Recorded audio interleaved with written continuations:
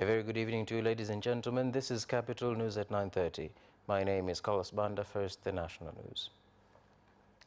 8 people, including a 9-month-old infant, were killed and 39 others injured after 2 buses, one belonging to Nyehunge Company that was coming from Morogoro and heading to Mwanza, collided with another bus belonging to Asante Rabi Company at Ikiluguru area in Musungu District, Mwanza region.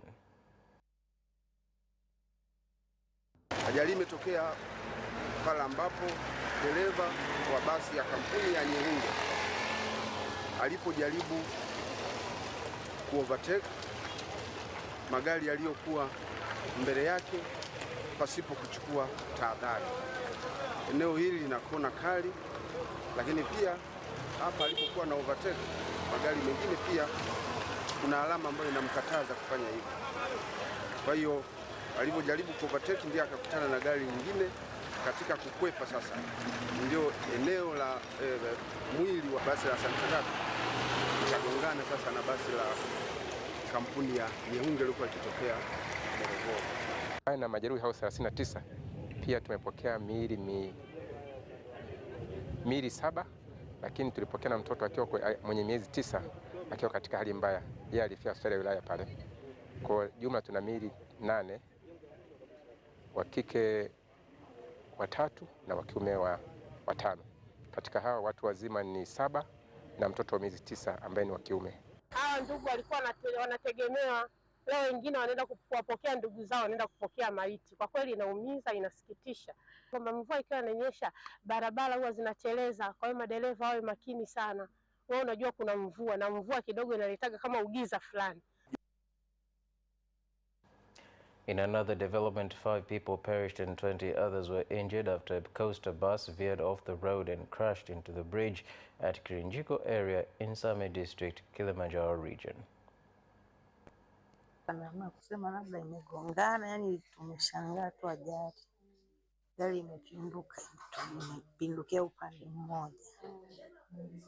Alfajiri ya leo majira ya saa 10, saa 9:30 tumepokea majeruhi wa ajali ya coaster ambayo ilihusisha watu 25, na kati 25 waliofia kwenye eneo la tukio ni wagonjwa 5, wanaume 2 na wanawake 3, lakini pia hospitalini tulipokea majeruhi hao 20, na kati ya 20 wanaume walikuwa 4 na 16 walikuwa ni wanawake. Tulipokea taarifa ya coaster ambayo ilikuwa imetokea Dar es Salaam, ambayo ilikuwa imebeba wanakwaya kupata ajali kwenye eneo hili la Kirinjiko. Imeondoa uhai wa watu 5. Bado naendelea kutoa wito kwa madereva wanapofika mipaka ya Same kuna upepo mkali, lakini pia wanakuwa wameshatembea kilomita nyingi, kwa hiyo kuna uchovu. Niwaombe hata abiria wanaokuwa kwenye magari wawe pia macho.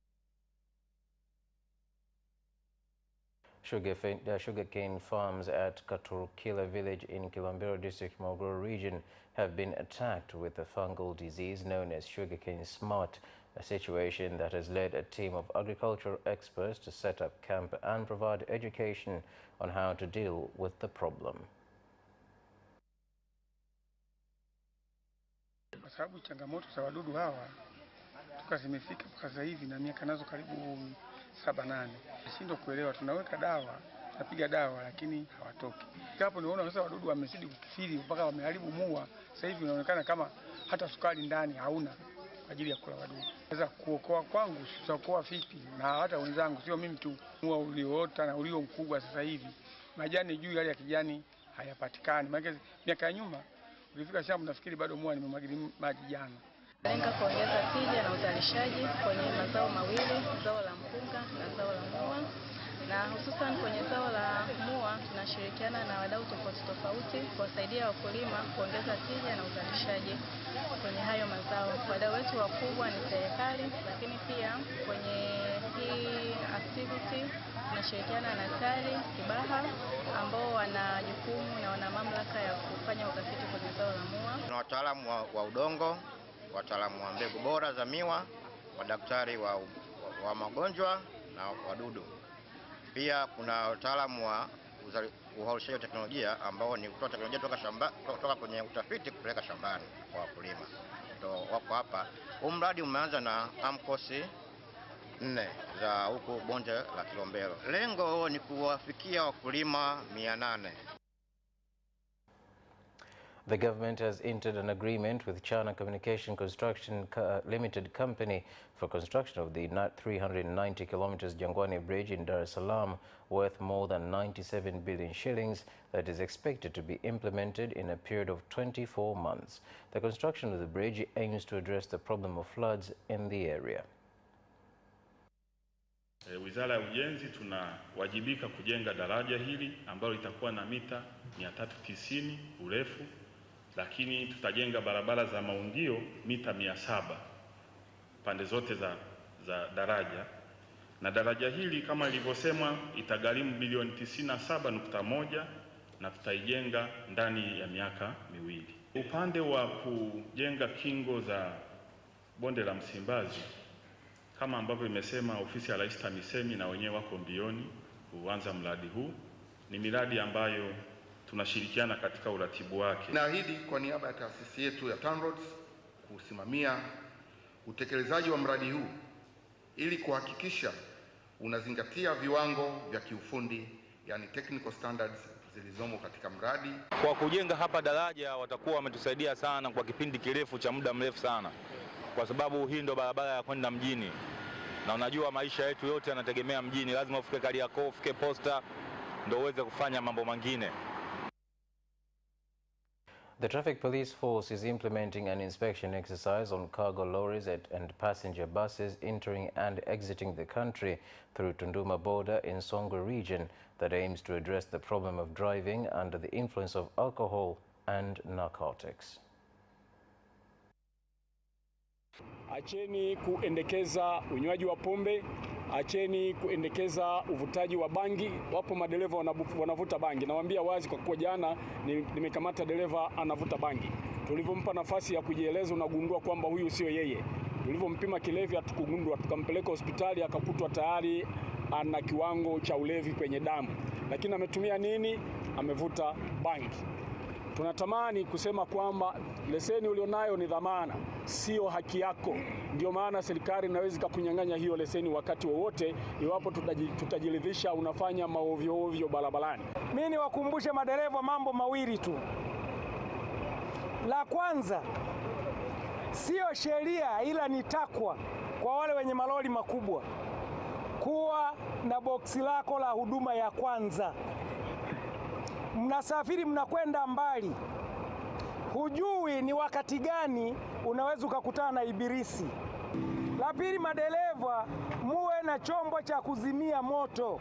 Mimi ni langu, ningeomba magari ya abiria ndio kuna namba za simu za polisi. Kweli huwa wanakwenda sana kwa spidi, mtu unashinda ukifika kituo ambacho askari yupo huwezi kuongea pale, tunaogopa, abiria huwa wanaogopa. The National Examinations Council of Tanzania, NECTA, has announced that the National Standard 4 assessment exams will be held on the 23rd and 24th of October this year, with the Form 2 examinations taking place from 28th this month to 7th November. 1,633,900 waliosajiliwa kufanya upimaji wa darasa la 4. Wanafunzi 1,532,421 sawa na 94% watafanya upimaji kwa lugha ya Kiswahili, na wanafunzi 101,479 sawa na 6% watafanya upimaji kwa lugha ya Kiingereza ambayo wamekuwa wakiitumia katika kujifunzia. Aidha, wapo watahiniwa 5,938 wenye mahitaji maalum.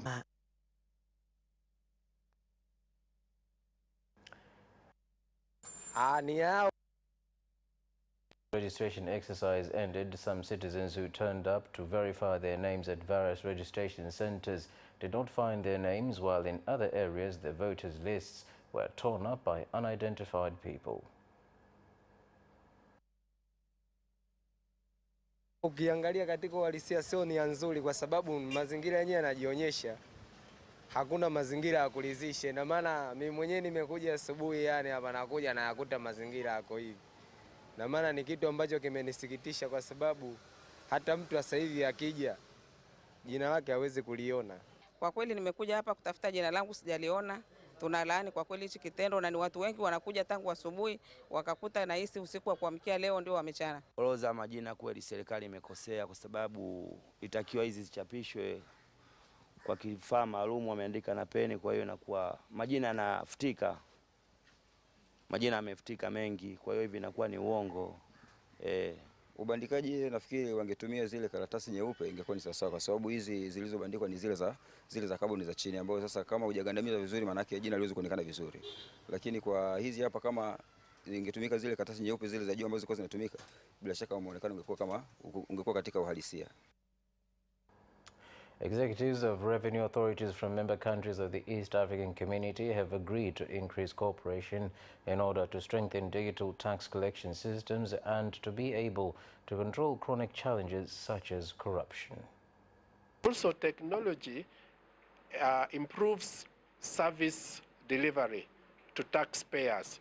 Taxpayers do not have to queue, they do not have to find mistakes because the technology does not get tired or does not get angry like human beings. So technology is a very important tool for enhancing integrity. But also the element of data analytics is important, because through the use of data, we can assess the correct tax to our taxpayers. Through the use of data. Bado tunaendelea kuchukua hatua hasa kwenye swala hili la automation. Bado kuna kazi inafanyika sasa hivi ya kuhakikisha kwamba automation zinafanya kazi ili kila kazi iweze kufanyika kwa kutumia mifumo badala ya watu kama ambavyo inatumika sasa hivi. Kwa hiyo kuna hatua imepigwa na bado tunaendelea kupigwa, na ndio maana hata leo hii tuko hapa tumekutana na wenzetu ili tuweze kubadilishana uzoefu na mbinu na mikakati mbalimbali ya kukabiliana na swala hili. Swala la maadili, swala la msingi ni maeneo ambayo kwenye ukusanyaji wa mapato, kama itakuwa hakuna maadili mazuri, yanaishia katika mifuko ya wakusanyaji. Kupitia mamlaka hizi sasa tunakwenda kupambana na kuona kwamba rushwa inakuwa katika zero tolerance. Pia katika suala la mambo ya harassment za wafanyakazi, pia ni suala la msingi katika ukanda huu wa Afrika. And that news item concludes the national news. We'll take a short break and return for business news.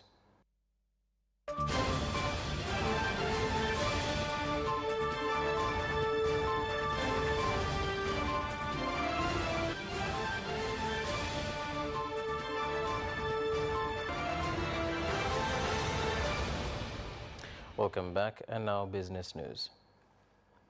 Renovation work at Tanga Port, worth more than 429.1 billion shillings, has resulted in an increase of cargo and revenue amounting to 18.6 billion shillings in a period of 3 months after receiving more than 333,600 tons of cargo.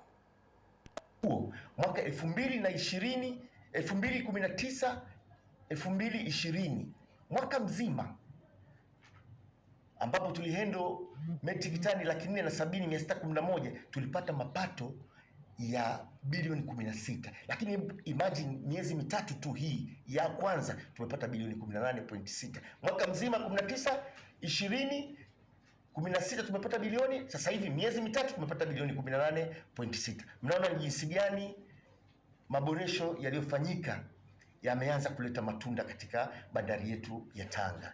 Lakini pia maboresho haya yameleta manufaa makubwa. Kuna baadhi ya commodities au bidhaa ambazo zilikuwa hazipiti kabisa katika bandari yetu ya Tanga. Mfano kopa. Tokea maboresho haya kukamilika, tumeweza kuhudumia tani 1033 mpaka sasa tunapozungumza. Bandari ya Tanga peke yake imekusanya makusanyo ya fedha shilingi bilioni 18.6, bilioni 8 katika hiyo mafungu, zaidi ya asilimia takriban 40 na kitu hivi ni mafungu ambayo mteja wetu huyu ameleta mali zake katika bandari ya Tanga. Kwa hivyo huyu ni mteja kinara katika wateja ambao wanaingiza meli katika bandari ya Tanga. Tunafarijika sana kupata wateja kama hawa. Tunawaomba wateja wengine wengi zaidi kuipunguzia msongamano bandari ya Dar es Salaam, watumia bandari nyinginezo za TPA kama bandari ya Tanga. Tuko tayari kwa ajili ya kutoa huduma kwa mteja wetu. Kwenye wiki ya huduma kwa mteja tumeshazungumza mara nyingi kwamba tunamjali mteja wetu. Tupo tayari kumhudumia above and beyond matarajio yake, kumhudumia zaidi ya anachotarajia, na umeshashuhudia kazi bandari ya Tanga inakuiva. Hakika uwekezaji wa Mheshimiwa Rais umeleta matunda makubwa sana Mkasije. Tanzania Breweries Limited TBL and Stanbic Bank have launched a special program called Grit and Rise that aims to empower entrepreneurs and local distributors with education on how to grow their businesses and access finance. A huge amount of employment. So we work with about 25,000 retailers across the country. And what we want to do through this program, through GRIT, which stands for Growing Retailers Innovatively Together, is make sure that their businesses are sustainable and that they are well equipped to run their businesses in a profitable and sustainable way, that they can help to drive the economy of Tanzania forward. Of the economy, and specifically helping to empower women who are oftentimes entrepreneurs, driving businesses, not just to take care of their families, but also to create employment. If we do that, and we do that very, very well, we firmly believe we help lift up the economy. So that's the motivation that we have as a bank. Absa Bank Tanzania has held its first draw of the Spend and Win 3-month competition, with Rashid Said, a resident of Dar es Salaam, winning a Subaru Forester. Mnavyofahamu kwamba ajenda kubwa pia ya serikali ni kuhakikisha kwamba watu wengi wanapata huduma za kibenki, na sisi kama Absa tuko bega kwa bega kuhakikisha kwamba tunafanya hivyo. Ndio maana tumekuja na kampeni hii kwanza kwa ajili ya kuweza kuwazawadia wateja wetu, lakini pia kuhakikisha kila mtu anaweza kufanya miamala yake kwa uharaka na kwa urahisi kabisa. And that news item concludes the business news. We'll take a short break and return for sports stories.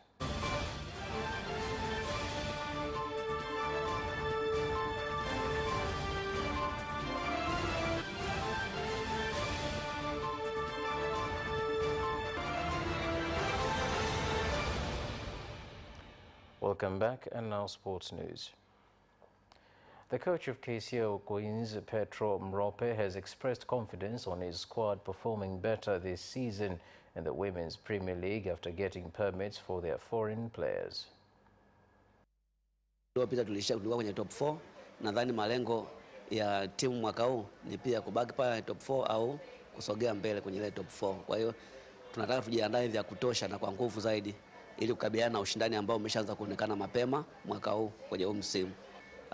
Wakazi wa Iringa kwa kweli wana matarajio makubwa kama timu yao ambao mwaka jana imefanya vizuri, mwaka huu wanatarajia timu yao nayo itafanya vizuri. Kwa hiyo tunaomba support yao tapokuwa wanacheza mechi zetu uwanjani.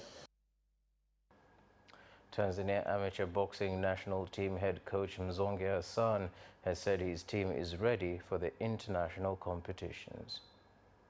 Mchezaji ukifanya mazoezi kwa muda mrefu ndio anakuwa mzuri, lakini mchezaji akifanya mazoezi kwa muda mfupi hawezi kuwa mzuri na wala hawezi kufanya vizuri. Na mchezaji anakuwa mzuri zaidi anapokuwa anafanya mazoezi mengi kwa muda mrefu, alafu ule mwili unazoea, unakuwa unanyumbulika muda wote. Kwa hiyo atafanya chochote kilichokifanya bila kupata misuli kufanya nini, anakuwa vizuri. Akifanya mazoezi kwa muda mrefu na akipata majaribio mbali kwa mbali na akipata mashindano mbali, lazima afanye vizuri sana na lazima afanye vizuri zaidi na zaidi. Meanwhile, boxer Abdallah Pazi has said he is ready to play in any bout as he calls on promoters to get him more fights. And that news item concludes our national news bulletin for tonight. Thank you so much for watching and good night.